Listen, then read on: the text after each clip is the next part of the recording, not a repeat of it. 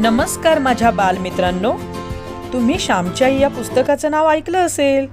हे पुस्तक ज्यांनी लिहिलं तेच हे साने गुरुजी. त्यांचे संपूर्ण नाव पांडुरंग सदाशिव साने.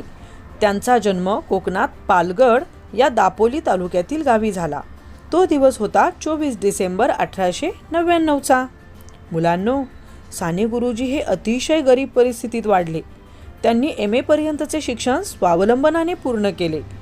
पुढे काही दिवस अमळनेर येथे एका हायस्कूलमध्ये त्यांनी नोकरी केली. पण पुढे 1930 पासून त्यांनी आपले सारे आयुष्य राष्ट्रकार्यासाठी समर्पित केले. ते उत्तम वक्ते होते. अनेक विषयांवर त्यांचा अभ्यास होता. साने गुरुजींचा स्वभाव अतिशय प्रेमळ होता. त्यामुळे ते विद्यार्थ्यांचे अतिशय लाडके होते. ते आपल्या आईवर खूप प्रेम करीत. आपल्या अनुभवाच्या आधारे त्यांनी लिहिलेले श्यामची आई हे पुस्तक खूपच गाजले. त्यावर चित्रपटही निघाला. त्यांचा सुंदर पत्रे हा पत्रसंग्रह तर मुलांवर चांगले संस्कार करणारा आहे. तो तुम्ही मुलांनी अवश्य वाचावा. साने गुरुजी अस्पृश्यतेविरुद्ध लढले. त्यांनी स्वातंत्र्य चळवळीत भाग घेऊन कारावास भोगला. आपल्या लिखाणाच्या माध्यमातून समाजाचे प्रबोधन केले. म्हणून तर साने गुरुजींचे नाव आजही सर्वजण घेतात. त्यांच्या स्मृतीस आपणा सर्वांचे विनम्र अभिवादन. आई हे सर्वश्रेष्ठ दैवत आहे असा संस्कार साने गुरुजींनी आपल्या जगण्यातून दिला. साधी सरळ ओघवती भाषा, भावपूर्ण संस्कारक्षम निवेदनशैली हे त्यांच्या लेखनाचे विशेष गुण होते. करील मनोरंजन जो मुलांचे, जडेल नाते प्रभूशी तयाचे हे गुरुजींच्या जीवनाचे सार होते. मनोरंजनातून मुलांवर सुसंस्कार करण्यासाठी गुरुजींनी अनेक पुस्तके लिहिली. कादंबऱ्या, लेख, निबंध, काव्य, चरित्रे, नाट्यसंवाद इत्यादी साहित्यांच्या विविध क्षेत्रात त्यांची लेखणी अविरत चालली. त्यांची एकूण 73 पुस्तके आहेत. त्यांच्या साहित्यातून कळकळ, स्नेह, प्रेम या गोष्टींवर भर आढळतो. कितीतरी घरगुती प्रसंग त्यांनी हृद्यरीतीने वर्णन केले आहेत. चला तर मग साने गुरुजी लिखित श्यामची आई ही सुप्रसिद्ध कादंबरी वाचनास आपण सुरुवात करत आहोत. जी कादंबरी साने गुरुजींनी नाशिकमधील तुरुंगात असतानाच लिहिली. श्यामची आई हे पुस्तक सुंदर आणि सुरस असून त्यात साने गुरुजींनी हृदयातील सारा जिव्हाळा ओतलेला आहे. मातेबद्दल असणाऱ्या प्रेम, भक्ती व कृतज्ञता अशा अपार भावना श्यामची आई या पुस्तकात साने गुरुजींनी मांडलेल्या आहेत. हे पुस्तक वाचून वाचकांचे डोळे व हृदय भरून येईल. हे पुस्तक ही एक सत्यकथा आहे. नाशिक तुरुंगात साने गुरुजींनी या कथा लिहिण्यास गुरुवार दिनांक 9 फेब्रुवारी 1933 रोजी सुरुवात केली आणि 13 फेब्रुवारी 1933 रोजी सोमवारी पहाटे त्या लिहून संपविल्या. मातेचा महिमा हे या पुस्तकातील मध्यवर्ती सूत्र आहे. त्याबरोबरच सुसंस्कृत व बाळबोध घराण्यातील साध्या, सरळ व रम्य संस्कृतीचे चित्रही यात आले आहे. चला तर मग वाचनाला सुरुवात करूयात. साने गुरुजी लिखित श्यामची आई. रात्र पहिली. सावित्री व्रत. आश्रमातील प्रार्थना झाली. सारे सोबती सभोवती मंडलाकार बसले होते. श्यामच्या मुखचंद्राकडे सर्वांचे डोळे लागले होते. तो भातृसंघ म्हणजे एक अपूर्व दृश्य होते. वाळवंटातील झरा अधिकच सुंदर व पवित्र वाटतो.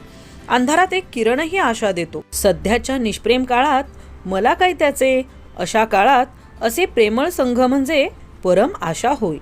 त्या भातृसंघातील प्रेमासारखे प्रेम अन्यत्र क्वचितच पाहावयास सापडले असते. तो आश्रम म्हणजे त्या गावातील जीवनाला, साचीव जीवनाला स्वच्छ ठेवणारा जिवंत व पवित्र झरा होय. गावात सर्वत्र शांतता होती. आकाशात शांतता होती. काही बैलांच्या गळ्यांतील घंटांचा गोड आवाज दुरून ऐकू येत होता. वारा मात्र स्वस्थ नव्हता. तो त्रिभुवन मंदिराला सारखा प्रदक्षिणा घालीत होता. आपली अखंड प्रार्थना गुणगुणत होता. श्यामने सुरुवात केली. माझ्या आईचे माहेर फार श्रीमंत नव्हते, तरी सुखी होते. माहेरी खाण्यापिण्याची ददात नव्हती. माझ्या आईचे माहेर गावातच होते. माझ्या आईचे वडील फार कर्मठ व धर्मनिष्ठ होते. माझी आई सर्व भावंडांत मोठी होती. माझ्या आईवर तिच्या आईबापांचे फार प्रेम होते. माझ्या आईला माहेरी कोणी आवडी म्हणत, कोणी बय्यो म्हणत. आवडी? खरेच लहानपणापासून ती सर्वांना आवडत असे. बय्यो? खरीच ती जगाची बय्यो होती. आई होती. माहेरची गडी माणसे, काणपिणी. पुढे मोठीपणीही जेव्हा माझ्या आईला बय्यो म्हणून हाक मारीत, तेव्हा ती हाक किती गोड वाटे म्हणून सांगू. ती हाक मारण्यात असलेला जिव्हाळा हृदयालाच कळे. माझ्या आईला 2 भाऊ व 1 बहीण होती. माझ्या आईची आई अत्यंत नियमित व दक्ष होती. तिच्या घरातील भांडी आरशाप्रमाणे स्वच्छ असत. माझ्या आईचे लग्न लहानपणीच झाले होते. सासर श्रीमंत होते. सासरची मंडळी गावात सरदार म्हणून मानली जात. निदान ते तरी स्वतःला तसे समजत. आईच्या अंगावर सोन्या मोत्यांचे दागिने होते. पोत, पेट्या, सारीवाकी, गोडतोडे सारे काही होते. भरल्या घरात, भरल्या गोकुळात ती पडली होती. सासरचे तिचे नाव यशोदा ठेवण्यात आले होते. सासरी ती लहानाची मोठी होत होती. कशाला तोटा नव्हता. चांगले ल्यायला, चांगले खायला होते. एकत्र घरात कामही भरपूर असे. उत्साही परिस्थितीत सहानुभूतीच्या वातावरणात काम करावयास मनुष्य कंटाळत नाही. उलट 4 धंदे करण्यात धन्यता व आनंद मानतो. मित्रांनो, माझ्या वडिलांच्या अंगावर ते वयाने 17-18 वर्षांचे झाले नाहीत तो सारी जबाबदारी पडली होती. कारण आजोबा थकले होते. वडीलच सारा कारभार पाहू लागले. देवघेव तेच पाहत. आम्ही आमच्या वडिलांस भाऊ म्हणत असू व लोक त्यांना भाऊराव असे म्हणत. आजूबाजूच्या खेड्यांतील लोक आम्हाला खोत म्हणून संबोधित. खोत म्हणजे काय? भिकाने प्रश्न विचारला. श्याम म्हणाला, खोत म्हणजे गावचा ठरीव शेतसारा वसूल करून सरकारकडे पाठविणारा बिनपगारी दलाल. त्याला काही मिळत नाही का? रामने विचारले. हो, मिळते तर. सरकारी शेतसाऱ्याच्या जवळजवळ 1/4 हिस्सा खोताला फायदा असतो. खोत गावातील पिकांची आभावणी करतो, पिकांचा अंदाज करतो. याला पीक धरणे असे म्हणतात. एखाद्या शेतात पीक चांगले नसले तरी चांगले लावतात. लोकांनी वसूल दिला नाही तरी सरकारी मदत मिळते व मग जप्ती प्रकरणे होतात. ठरल्या वेळी खोताने शेतसाऱ्याचे हप्ते वसूल आला नसला तरी पदरचे पैसे देऊन भरलेच पाहिजे. आमच्या वराड नागपुराकडे मालगुजार असतात तसाच प्रकार दिसतो, भिका म्हणाला. गोविंदा उत्कंठेने म्हणाला, पुरे रे आता तुमचे, तुम्ही पुढे सांगा. श्यामने पुन्हा गोष्टीला सुरुवात केली. आम्ही वडवली गावचे खोत होतो. त्या वडवली गावात आमची खूप मोठी बाग होती. धोधो पाणी वाहत असे. दाण बांधून दुरून पाणी आणले होते. ते उंचावरून पडत असे. बागेत केळी, पोफळी, अननस लावलेले होते. निरनिराळ्या जातींची फणसाची झाडे होती. कापे, बरके, अर्धकापे. तुम्ही कोकणात याल तेव्हा हे सारे प्रकार तुम्हास मी दाखवीन. ती बाग म्हणजे आमचे वैभव, आमचे भाग्य असे म्हणत. परंतु गड्यांनो, ते आमचे वैभव नसून आमचे पाप होते. पाप क्षणभर हसते व कायमचे रडत बसते. पाप थोडा वेळ डोके वर करते परंतु कायमचे धुळीत मिळते. पापाला तात्पुरता मान, तात्पुरते स्थान. जगात सद्गुणच शुक्राच्या ताऱ्याप्रमाणे शांत व स्थिर सदैव तळपत राहतात. खोताने वाटेल त्याला कामाला बोलवावे. बोलावले तर गेले पाहिजे, नाहीतर खोताचा रोष व्हावयाचा. गावातील कष्टाळू बायका माणसांनी वांगी लावावी, मिरच्या कराव्या, कणगरे, करिंदे, रताळी लावावी, भोपळे, कलिंगडे यांचे वेल लावावे. परंतु या सर्वांवर खोताची नजर असावयाची. खरोखर या जगात दुसऱ्याच्या श्रमावर जगणे यासारखे दुसरे पाप नाही. दुसऱ्याला राबवून, रात्रंदिवस श्रमवून, त्यांना तुच्छ मानून आपण गाद्या गिरद्यांवर लोळावे यासारखा अक्षम्य अपराध नाही. माझ्या आईच्या अंगाखांद्यावर जे दागिने होते ते कोठून आले? पाणीदार मोत्याची नथ. खेड्यातील गरीब बायकांच्या डोळ्यांतील मोत्यांसारख्या मुलांच्या अश्रूंची ती बनलेली होती. त्या गरीब लोकांच्या सोन्यासारख्या मुलांच्या तोंडावरील हास्य व अंगावरील बाळसे आणि तजेला हिरावून आणून माझ्या आईला सोन्याचे गोडतोडे करण्यात आले होते. परमेश्वराला हे सत्य माझ्या आईला पटवून द्यावयाचे होते. तो माझ्या आईला जागे करणार होता. माझे वडील स्वभावाने दुष्ट होते अशातला भाग नाही, परंतु पूर्वजांची प्रथा त्यांनी चालू ठेवली. खोताच्या अवास्तव अधिकाराचा त्यांना अभिमान वाटे. कोणी ऐकले नाही की तर त्यांना वाटे हे कुणबट माजले. कुणब्याला कुणबट म्हणावयाचे आणि महाराला म्हारडा म्हणावयाचे, अशी ही पद्धत ठरलेली. असे म्हणताना आपणास माजलो आहोत, सत्तांध झालो आहोत हे ह्यांच्या लक्षातही येत नसते. वडिलांच्या हातात नवीनच कारभार आलेला, तथापि त्यांना फारसा अनुभव आला नव्हता. खोतपणाच्या तोऱ्यात एखाद्या वेळेस वाटेल ते बोलून जात व अनेकांची मने दुखवली जात. पूर्वजांचीही पापे होतीच. पाप किंवा पुण्य काही मरत नाही. जगात काही फुकट जात नाही. जे पेराल ते पिकेल, जे लावाल ते फोफावेल, फळेल. एकदा काय झाले, ती अवसेची रात्र होती. भाऊ वडवलीस गेले होते. सकाळी 8 वाजता तो त्या गावी जाऊन पोचले होते. आज गावाला जाऊ नका, आज अवस आहे वगैरे घरातील मंडळींनी त्यांना सांगितले.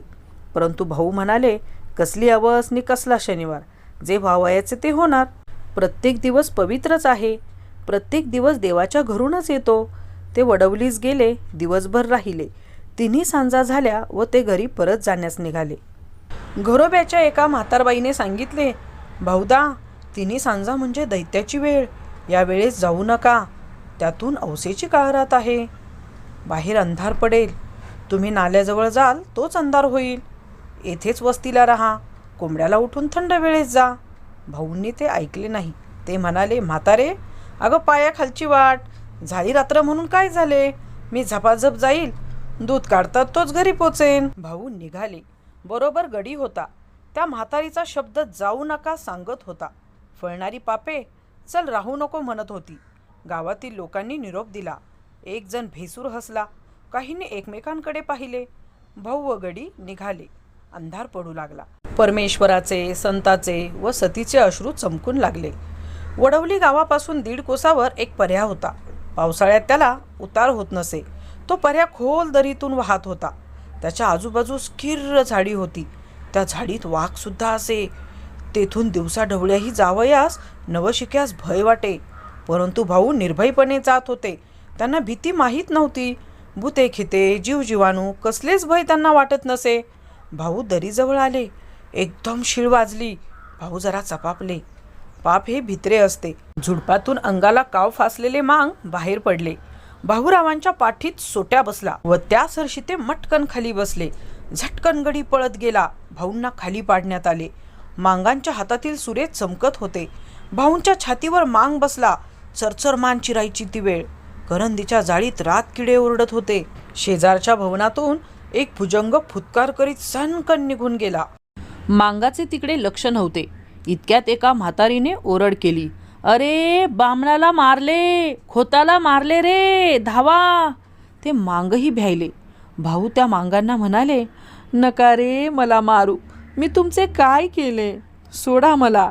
ही अंगठी, ही सल्ले सोडी, हे 100 रुपये घ्या, सोडा मला. दीनवाणेपणाने त्या मांगांना ते विनवीत होते. म्हातारीच्या ओरड्याने कोणीतरी येत आहे असे दिसले. कोणाची तरी चाहूल लागली. मांगांनी त्या अंगठ्या, ती सल्लेजोडी, ते 100 रुपये घेतले व त्यांनी पोबारा केला. ते मांग काही खरे खुनी नव्हते. या कामात मुरलेले नव्हते. पण दारिद्र्यामुळे हे घोर कर्म करावयास ते प्रवृत्त झाले होते. त्या क्रूर कर्माच्या मुळाशीही दया होती, प्रेम होते. स्वतःच्या मुलाबाळांच्या प्रेमाने त्यांची खाखा दूर व्हावी म्हणून ते मांग तो खून करू पाहत होते. कोणी म्हणतात की जगात कलह, स्पर्धा हेच सत्य आहे.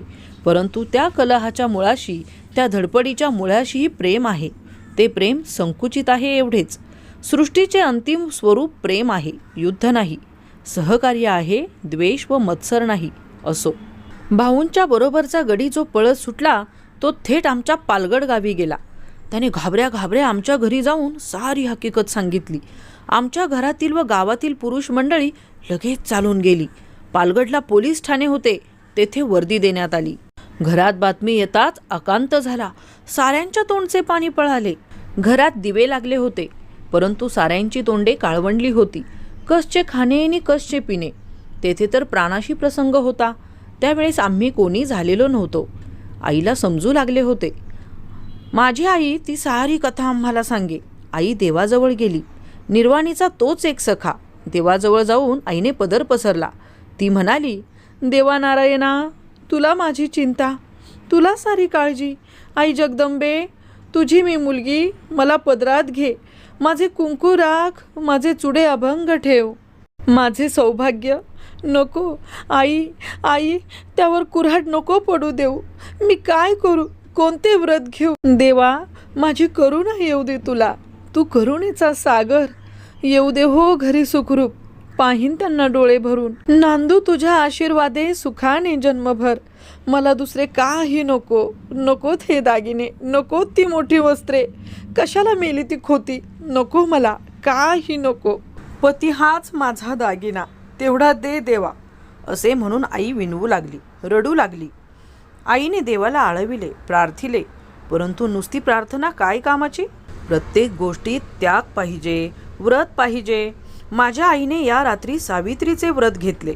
मित्रांनो, जीवनाच्या कठीण प्रसंगी धीर द्यावयास भारताच्या इतिहासात कितीतरी दिव्य स्त्री पुरुष रत्ने आहेत. राम आहे, हरिश्चंद्र आहे, सीता आहे, सावित्री आहे. तुम्ही इतिहासात लिहा किंवा लिहू नका, सावित्री अमर आहे. स्त्रियांना सदैव ती धीर देईल, मृत्यूशी झगडण्याचे धैर्य देईल. मनुष्याचा पवित्र व निर्मळ निश्चय मरणाजवळ झगडण्यासही बळ देत असतो. माझ्या आईचे सौभाग्य आले, भाऊ घरी आले. त्या वर्षापासून आई सावित्रीचे व्रत करी. दरवर्षी ज्येष्ठी पुनव येण्याच्या आधी 2 दिवस ती उपवासास सुरुवात करी. घेतलेले व्रत कधी सोडता येत नाही. या व्रतात वटपूजा करावयाची असते. आकाशाला कवटाळू पाहणाऱ्या चिरंजीव अक्षय वटाची पूजा करून अक्षय सौभाग्य मिळवावयाचे. वटवृक्षाप्रमाणे कुळ वाढो, ते जगाला छाया देवो, आधार देवो. वटवृक्ष उंच वर जाऊन जणू स्वशरीराने देवाच्या पायाला स्पर्श करतो, त्याप्रमाणे कुळालाही वर जाण्याची, उन्नत होण्याची सदैव इच्छा असो. वटवृक्षास अनेक पारंब्या व तणावे फुटतात. त्याप्रमाणेच कुळ विस्तार होवो व कुळाला बळकटी येवो. या व अशाच शेकडो भावना या वटपूजेने कळत वा नकळत बायकांच्या जीवनात येत असतील. सावित्री व्रताचे दिवस जवळ येत चालले म्हणजे माझी आई गंभीर होत असे. ती त्यासंबंधीचीच एक आठवण सांगणार आहे. आतापर्यंतची ही प्रस्तावनाच होती. त्यावेळेस मी 8-9 वर्षांचा असेल. सावित्री व्रताला आरंभ होणार होता. माझी आई हिवतापाने आजारी होती. हिवताप सारखा तिच्या पाठीस लागला होता. या व्रतात 3 दिवस वडाला 108 प्रदक्षिणा घालावयाच्या असतात. आईला जरा चालले तर घेरी येत होती. आईने श्याम अशी हाक मारली. मी आईजवळ गेलो व विचारले, काय आई, काय होते? पाय चेपू? आई म्हणाली, पाय नको रे चेपायला. मेले रोज चेपायचे तरी किती? तू सुद्धा कंटाळला असशील हो, पण मी तरी काय करू? आईचे ते करुण शब्द ऐकून मला वाईट वाटले. मी रडू लागलो. आई पुन्हा म्हणाली, श्याम, तू दिवसभर काम करून दमतोस हो, पण उद्यापासून तुला आणखी एक काम 3 दिवस करायला सांगणार आहे. करशील ना तू बाळ? कोणते काम? आई, मी कधीतरी नाही म्हटले आहे का? मी म्हटले. आई गहीवरून म्हणाली, नाही, तू कधीसुद्धा नाही म्हणत नाहीस. हे बघ, उद्यापासून वटसावित्रीचे व्रत सुरू होईल. मला वडाला 108 प्रदक्षिणा घालता येणार नाहीत. मला भोवळ येईल. कशी तरी पारावर तुला हात धरून जाईन, पूजा करीन, 3 प्रदक्षिणा घालीन. बाकीच्या प्रदक्षिणा तू घाल हो बाळ. असे म्हणून आईने माझा हात आपल्या हातात घेतला. प्रेमळ व करुण अशा दृष्टीने तिने माझ्याकडे पाहिले. आई, माझ्या ग प्रदक्षिणा कशा चालतील? मी विचारले. चालतील हो बाळ. देवाला डोळे आहेत. देव काही मेला नाही. त्याला सारे समजते, कळते. तू म्हणजे मीच नाही का? अरे, तू माझ्या पोटचा गोळा, माझाच जणू भाग, माझेच तू रूप. तू प्रदक्षिणा घालशील त्या माझ्याच होतील. मी दुबळी, आजारी आहे, हे देवाला माहीत आहे, आई म्हणाली. पण मला बायका हसतील. मी नाही जाणार वडावर. शाळेत जाणारी मुले मला बघतील व शाळेत आहा रे बायको असे म्हणून माझी फजिती करतील. मला लाज वाटते. मी नाही जाणार. शिवाय शाळा बुडेल, मास्तर रागावतील. अशा अनेक सबबी मी सांगू लागलो. आईची म्लान मुद्रा खिन्न झाली. ती म्हणाली, श्याम, आईचे काम करावयास कसली रे लाज? हे देवाचे काम. ते करीत असता तुला कोणी हसले तर तेच वेडे ठरतील. देवाचे काम करावयास लाजू नये. पाप करावयास माणसाने लाजावे. श्याम, त्या दिवशी चुली मागचा खोबऱ्याचा तुकडा तू घेऊन खाल्लास. मी बघितले, पण बोलले नाही. जाऊ दे, मुलाची जात आहे. परंतु त्यावेळेस तुला लाज नाही वाटली? आणि आता देवाचे काम करावयास तुला लाज वाटते का रे? मग तो भक्ती विजय कशाला वाचतोस? तो पांडव प्रताप कशाला वाचतोस? तुझा आवडता श्रीकृष्ण घोडे हाकी, धर्माघरची उष्टी काढी. काम करावयास, प्रदक्षिणा घालावयास तुला लाज वाटते का? नसलाच जाणार तर मी जाईन हो. येऊन जाऊन काय होईल? मी भोवळ येऊन पडेन. मरेन तर सुटेन एकदाची. देवाजवळ तरी जाईन. परंतु श्याम, तुमच्यासाठीच जगते रे. असे म्हणून आईने डोळ्यांना पदर लावला. आईचे शब्द माझ्या मनात खोल गेले. माझे हृदय विरघळले, पाझरले, पावन झाले. देवाचे काम करावयास लाजू नको.